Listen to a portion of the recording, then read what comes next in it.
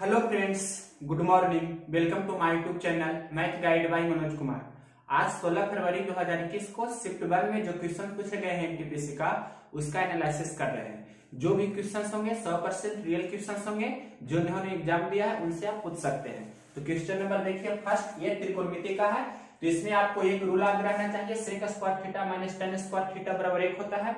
तो A square minus B square, यहाँ से हमने ये वाला फॉर्मूला यूज किया है। क्या होता है? A plus B into A minus B. तो यहाँ पर sec theta plus tan theta into sec theta minus tan theta बराबर 1 होगा। अब हम अगर जो sec theta minus tan theta बराबर लिखना चाहें तो क्या होगा? ये गुना में है तो उस तरफ जाएगा तो 1 बटा में हो जाएगा sec theta plus tan theta. या कभी कभी यहाँ पर अगर जो हम प्लस वाला निकालना चाहें तो माइनस वाला उस तरफ जाएगा तो यहाँ माइनस हो जाएगा। यानी कि sec theta plus tan theta 3 है, तो sec theta minus tan theta कितना होगा? ये हो जाएगा 1/3। अब देखिए ध्यान से, हमें सेक थीटा चाहिए तो जोड़ेंगे तो टेन थीटा कैंसिल हो जाएगा जोड़ने पर, और 2 सेक थीटा बराबर कितना हो जाएगा? मतलब 3 प्लस 1/3, तो कितना हो जाएगा? 3 प्लस 1/3। आप ऐसे लिख भी सकते हैं, मतलब कितना हो जाएगा? 3 3 9 1 10/3। तो यहाँ पर से 2 कैंसिल करेंगे, मतलब सेक थीटा का मान कितना चला आया? सेक थीटा का मान हो गया 5/3। यही आपके प्रश्न का आंसर हो जाएगा। क्वेश्चन नंबर देखिए सेकंड, ये इंपॉर्टेंट क्वेश्चन है। यहाँ पर A square plus B square minus A B का मान आपको निकालना है। तो सबसे पहले इसे ए प्लस बी को होल स्क्वायर में ब्रेक कर लीजिए, मतलब A square plus B square plus 2ab अपने मन से लिखते हैं, और यहाँ पर से या माइनस 2ab लिख लीजिए। यहाँ पर चाहे प्लस 2ab लिख सकते हैं, किसी से भी सेट कर सकते हैं, प्लस 2ab या माइनस 2ab। तो प्लस 2ab में सेट कर रहे हैं तो अपने मन से फिर से माइनस 2ab लिखना होगा।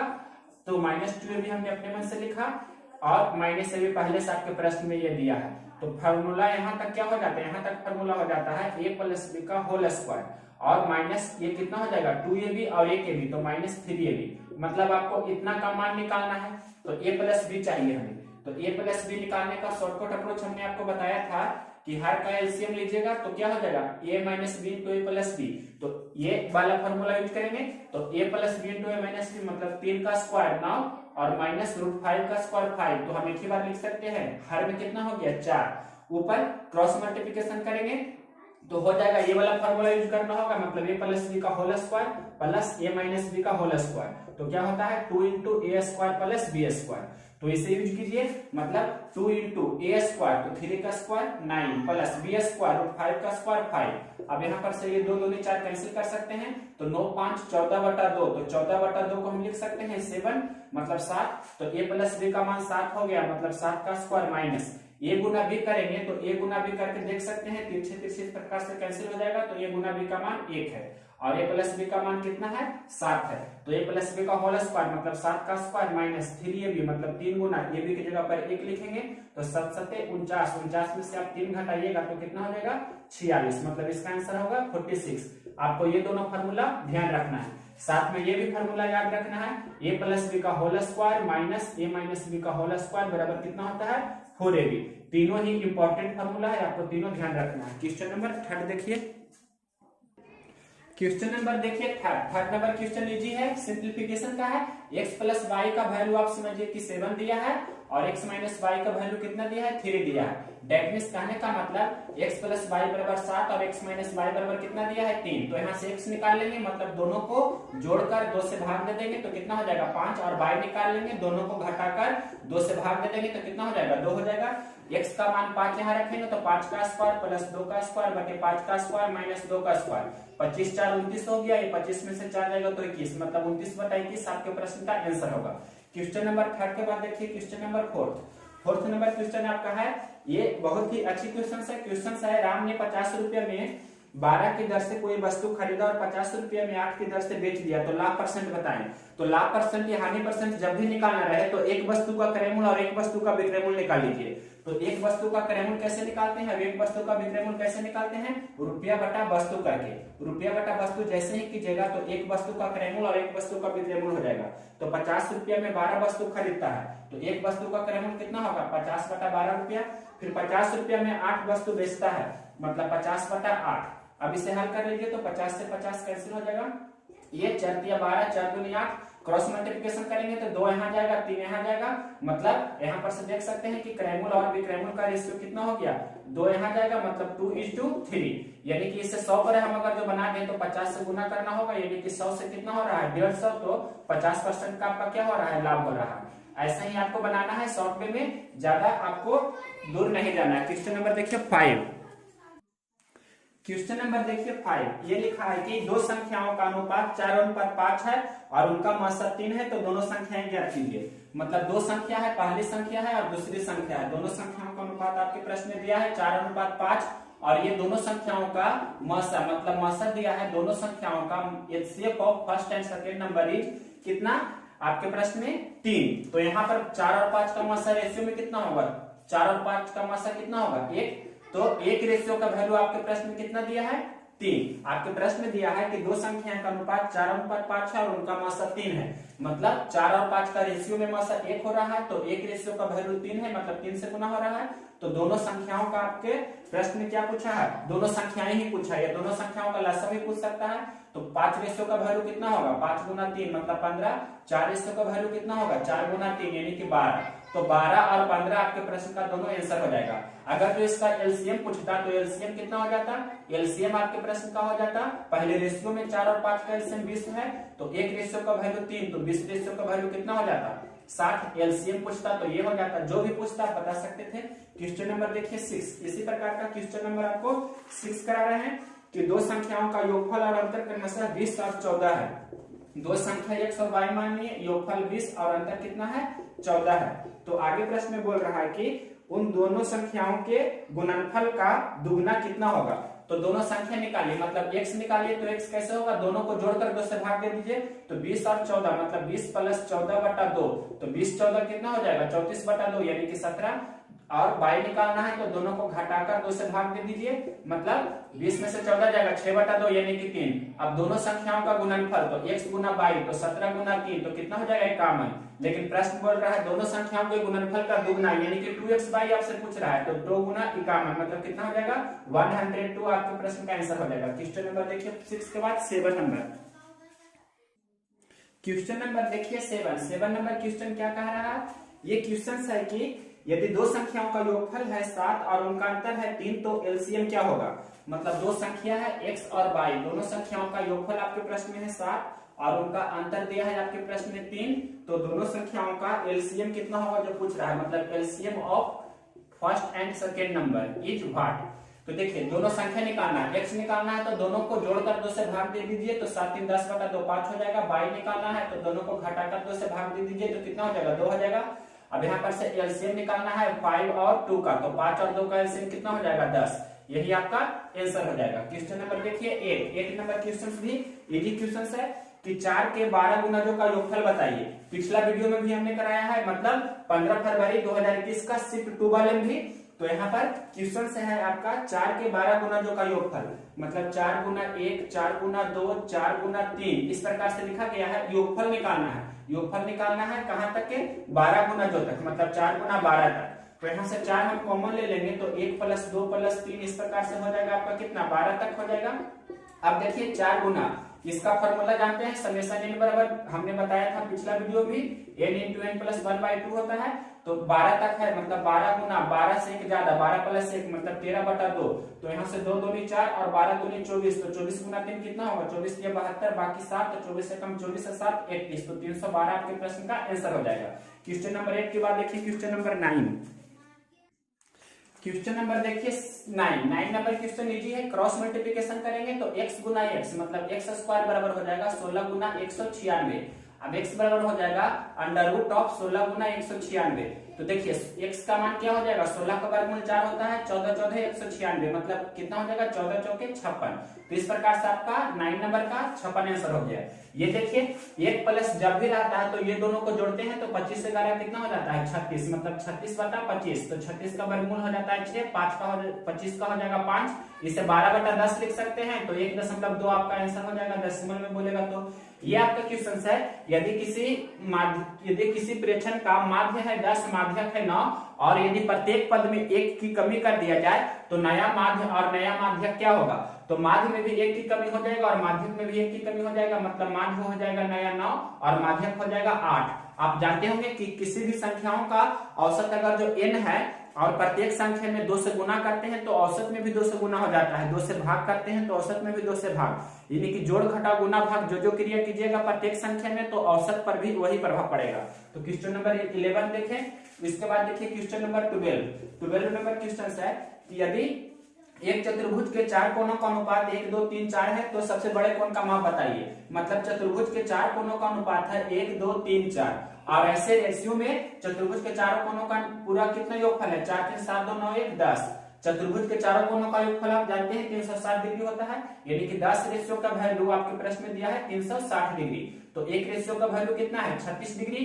कहने का मतलब सबसे बड़ा कोण है 4 यूनिट, तो 4 यूनिट का वैल्यू कितना होगा तो 4 गुना 36, कहने का मतलब 144 डिग्री। यही आपके प्रश्न का आंसर होगा। सबसे छोटा कोण पूछता तो 1 यूनिट का वैल्यू 36 डिग्री ही हो जाता। क्वेश्चन नंबर 12 हुआ देखिए 13। क्वेश्चन नंबर देखिए 13, ये बहुत ही अच्छी क्वेश्चन है। इसमें बोल रहा है कि किसी समबाहु त्रिभुज के परिवृत्त एवं अंतःवृत्त के क्षेत्रफल का अंतर 66 वर्ग मीटर है, तो समबाहु त्रिभुज का क्षेत्रफल बताइए। मतलब ये अंतः त्रिज्या होता है समबाहु त्रिभुज का, मतलब साइड मान लिया हमें a, तो ये समबाहु त्रिभुज हो गया, मतलब वैसा त्रिभुज जिसकी तीनों भुजाएं आपस में बराबर हो। तो समबाहु त्रिभुज की अंतः त्रिज्या क्या होता है और परित्रिज्या क्या होता है, तो अंतः त्रिज्या होता है, आपको पता रहना चाहिए, और परित्रिज्या दोनों का फॉर्मूला पहले मालूम रहना चाहिए। तो अंतः त्रिज्या क्या होता है, पहले परित्रिज्या लिख रहे हैं, परित्रिज्या होता है a/√3 और अंतः त्रिज्या होता है a/2√3। यहाँ आपको ये ध्यान रखना है। क्वेश्चन में अंतर क्या दिया है, आपके प्रश्न में लिखा है कि किसी समबाहु त्रिभुज के परिवृत्त और अंतःवृत्त के क्षेत्रफल का अंतर कितना है 66 वर्ग मीटर। मीटर स्क्वायर है या सेंटीमीटर स्क्वायर भी हो सकता है। तो समबाहु त्रिभुज का क्षेत्रफल पूछ रहा है, तो इजी क्वेश्चन है। सबसे पहले यहाँ अंतःवृत्त का क्षेत्रफल और परिवृत्त का क्षेत्रफल, तो बड़ा वाला होगा, जो बड़ा होगा क्षेत्रफल, यानी कि ये पाई कैपिटल आर स्क्वायर और minus pi small R square बराबर आपके प्रश्न में कितना 66 वर्ग मीटर या सेंटीमीटर, जो भी है 66 लिख रहे हैं। तो यहाँ पर से पाई हम अगर जो कॉमन ले लेंगे तो क्या हो जाएगा capital R plus R into capital R A plus B into A minus B direct लगा रहे हैं, आप समझ रहे होंगे यहाँ पर। तो कितना होगा 66। अब दोनों को जोड़ देंगे या फिर दोनों को एक बार घटा देंगे, तो पाई का मान यहाँ ऐसे ही रहने देंगे, दोनों को जोड़ेंगे। मतलब देखिए ये 1/2, इसे ये बोल सकते हैं कि 1/2 और a/√3 है, ये 1 है जो 1/√3 है। मतलब समझने के लिए इसे हम पूरा लिख रहे हैं जैसे ऐसे 1/2 गुना a/√3 है और ये है a/√3। तो मतलब इसका ये आधा है एक तरह से। तो क्या करेंगे, दोनों को जोड़ेंगे, मतलब 1 और आधा जोड़ेंगे तो कितना हो जाएगा 1.5 हो जाएगा। 1.5 मतलब बोल सकते हैं 1.5 मतलब कितना होता है 3/2। तो इसे हम डायरेक्ट लिख रहे हैं 3/2 और a/√3। उसी प्रकार से हम इसे घटाएंगे, मतलब इसमें से इसे घटाएंगे तो इसमें से इसे घटाइएगा, तो एक में से आधा घटाइएगा तो आधा बचेगा, मतलब यही बचेगा, यानी कि कितना कितना हो जाएगा √3। इतना आप समझे। ये शॉर्टकट वे में हम लिख सकते थे, लेकिन और हमें समझाना था इसलिए एक स्टेप लिखे हैं। अब देखिए इतना नहीं करते हम, डायरेक्ट यही चीज को लिखते हैं, इतना बराबर 66। पाई का मान आप यहाँ 22/7 दे सकते हैं। अब इसे हल कर लीजिए, मतलब ये तो सभी गुना में हो गया, हल करने भी इजी है, 22×66। अब देखिए यहाँ से भी आपको ये √3 गुना √3 तो 3 होता है, तो 3 से 3 कैंसिल हो जाएगा ना। तो यहाँ पर से ये 7 गुना 2, नीचे में 14 है, a स्क्वायर बराबर कितना हो गया a स्क्वायर बराबर 7 दूनी 14, इस तरफ जाएगा 14 तिया और ये 42 हो जाएगा। देख सकते हैं ये 3 अभी बाकी इधर है, मतलब 7 गुना 2 तो 14 और ये 3 गुना होगा तो 14 गुना 3 तो 14 तिया 42 हो जाएगा आपका। यहाँ पर से इसके बाद देखिए क्या करना है आपको, इस जो ये समबाहु त्रिभुज है ए इसका एरिया निकालना है। तो इसका क्षेत्रफल क्या होता है, समबाहु त्रिभुज का क्षेत्रफल होता है √3/4 गुना भुजा का स्क्वायर। तो √3/4 गुना भुजा कितना आ गया आपके प्रश्न में 42 आ गया। एक बार हम फिर से देख लेते हैं इसका कैलकुलेशन थोड़ा। तो पाई का मान 22/7 दिए, r प्लस r, मतलब दोनों को हम जोड़ेंगे, तो दोनों को जोड़ेंगे मतलब 1 और आधा तो 3/2 होगा और a/√3 होगा, ठीक है। उसके बाद दोनों को घटाएंगे तो a/√3 में से आधा a/√3 घटाएंगे तो a/√3 ही बचेगा। अब ठीक है लिखा हुआ 22×66 हमने काटा है और ये √3 गुना √3 3 हुआ, तो 3 से ये 3 कैंसिल हो गया। अब नीचे में 2 बचा है, 7 बचा है, तो 7 दूनी 14, नीचे में सिर्फ 14 और ये 3 तो 14 तिया 42 हो गया, मतलब ठीक है। तो यहाँ पर लिख देंगे √3/4 गुना 42 और ये 2 दूनी 4 21 दूनी 42, यानी कि 10.5√3 वर्ग मीटर या मीटर जो भी है आपके सेंटीमीटर, तो ये आपके प्रश्न का आंसर हो जाएगा। ये समबाहु त्रिभुज का क्षेत्रफल। ये क्या है? समबाहु त्रिभुज मतलब इक्विलेटरल ट्रायंगल। इसका आपको एरिया पूछा था कितना होगा, जो इजी क्वेश्चन था। क्वेश्चन नंबर 13 के बाद देखिए क्वेश्चन नंबर 14। क्वेश्चन नंबर देखिए 15। यदि किसी त्रिभुज की भुजाएं ए बी सी है, किसी भी त्रिभुज है जिसकी भुजाएं है ए बी सी, और आपको ये दिया गया है कंडीशन, मतलब कोई कंडीशन दिया गया है, जो कंडीशन क्या है कि A square plus B square plus C square बराबर A B plus B C plus C A, ये आपको दिया गया है प्रश्न में। A square plus B square plus C square बराबर A B plus B C plus C A, ये आपको दिया गया है। तो ये किस प्रकार का त्रिभुज है, कौन सा ट्रायंगल होगा? तो ऐसा स्थिति में आप जानते हैं कि ए बराबर बी बराबर सी होता है और तीनों भुजा बराबर है। मान लीजिए कि ए बराबर बी बराबर सी बराबर के, तो ये भी के हो जाएगा, ये भी के हो जाएगा, ये भी के हो जाएगा, और तीनों साइड्स बराबर हो जाता है, तो उसे क्या बोलते हैं? उसे बोलते हैं इक्विलेटरल ट्रायंगल। मतलब आपको ये पता होना चाहिए कि वैसा त्रिभुज जिसकी तीनों भुजा आपस में बराबर हो, उसे क्या बोलते हैं? समबाहु त्रिभुज। तो आपका आंसर हो जाएगा समबाहु त्रिभुज। क्वेश्चन नंबर देखिए 16। ये 81 और 16 का मध्यानुपाती बताना है। मतलब मध्यानुपाती क्या होता है? ए और बी का मध्यानुपाती आपको अगर जो निकालना रहे तो मध्यानुपाती कुछ नहीं, मध्यानुपाती करना है दोनों का गुणनफल का वर्गमूल। तो 81 और 16 है, तो 81 और 16 का मध्यानुपाती होगा 81 गुना 16 और इसका वर्गमूल 81 का 9 हो जाएगा, 16 का 4 हो जाएगा, तो आपका आंसर हो जाएगा 36। इजी क्वेश्चन था। क्वेश्चन नंबर देखिए 16 के बाद 17 नंबर क्वेश्चन। क्वेश्चन नंबर देखिए 17। ये बोल रहा है कि किसी काम को 8 महिला या 4 आदमी या 6 बच्चे करते हैं। 8 महिला 8 घंटे प्रतिदिन काम करके 10 दिन तक काम करते हैं, तो 10 महिला 10 आदमी और 10 बच्चे उस काम को कितने दिन में पूरा करेंगे?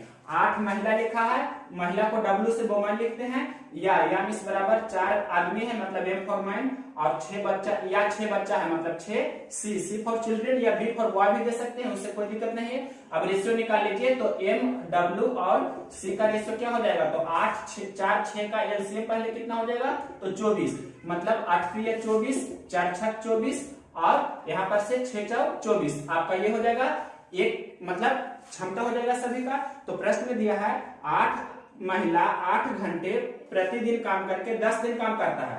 8 महिला 8 घंटे प्रतिदिन काम करके 10 घंटा काम करता है, तो एक महिला की क्षमता 3 है, तो 8 महिला की क्षमता कितना हो जाएगा? 8 गुना 3 हो जाएगा। इतना समझे पहले, एक महिला का क्षमता 3 है, तो 8 महिला का क्षमता कितना हो जाएगा? यहाँ से महिला का रेशियो हुआ, ये महिला का रेशियो हुआ, ये मैन का रेशियो हुआ है। तो महिला का रेशियो कितना है? W से महिला या वुमन भी समझ सकते हैं। तो एक महिला 3 की क्षमता से काम कर रही है, तो 8 महिला 8 या 24 की क्षमता से काम करेगी। ये आपका हो गया टोटल टाइम या टोटल वर्क किसे बोलेंगे? ये आपका हो गया टोटल वर्क। टोटल वर्क कितना हो गया? और क्षमता क्या है? 10 निकालना है। 10 महिला 10 आदमी 10 बच्चा, मतलब 10 गुना 3 प्लस 10 गुना 6 प्लस 10 गुना 4। यहाँ से 10 कॉमन ले लेंगे तो कितना हो जाएगा? 3 प्लस 6 प्लस 4, यानी कि 6 4 10 3 13, यानी कि 130 के क्षमता से काम करेगा। ये आपका क्षमता निकल आया, तो 130 के क्षमता से काम करेगा, तो आपका ये आपका जो होगा टोटल टाइम निकल जाएगा।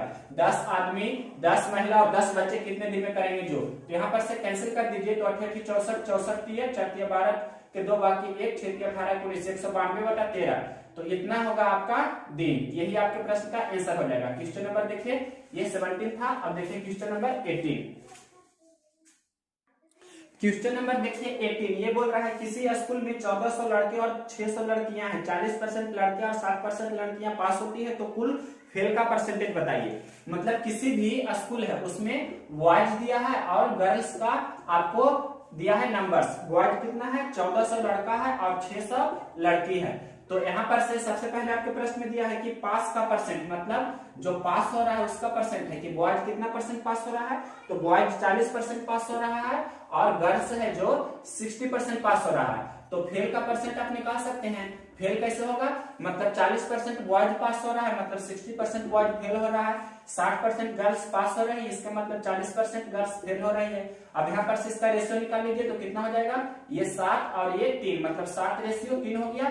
तो ये टोटल हमें निकालना है, तो कितना हो जाएगा? टोटल 10, मतलब 10 पर हमें निकालना है। तो कैसे निकालेंगे? जो देखिए, मतलब ये 7 गुना 60% और प्लस 3 गुना 40%, एवरेज लगा देते हैं। और टोटल मतलब निकालना है कुल का, तो 7 और 3 कितना हो जाएगा, ये हमने कैंसिल करके लिखा है यहाँ पर 3 दूनी 6 और 7 दूनी 10, तो 7 और 3 10 या 10 लिख भी सकते हैं। इसे हल कीजिएगा तो ये 6 7 42 420% हो गया। ये कितना हो गया 120%, तो जोड़िएगा तो कितना हो जाएगा 42 और यहाँ पर 12 तो 54 हो जाएगा, मतलब 540%। 10 से डिवाइड कीजिएगा यानी कि 54% टोटल है जो फेल है टोटल स्टूडेंट्स में। ये आपका आंसर हो जाएगा क्वेश्चन नंबर 18 के बाद देखिए क्वेश्चन नंबर 19 नंबर क्वेश्चन क्या बोल रहा है।